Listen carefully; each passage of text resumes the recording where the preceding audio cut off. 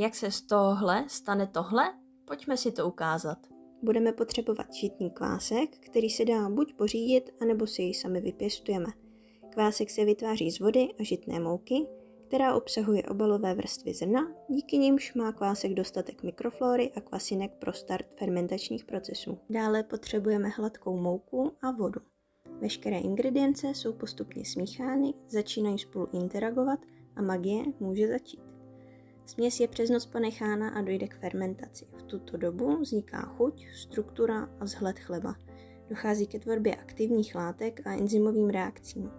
Kvásek převádí cukr na etanol a oxid uhličitý a právě tyto bubliny oxidu uhličitého jsou důvodem, proč chléb po pečení naroste.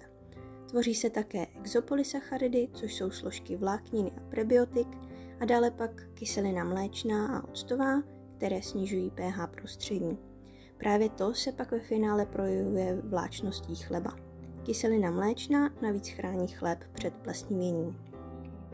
Na vytvarování těsta budeme potřebovat formu, vodu, semínka dle libosti, sůl a směs mouky.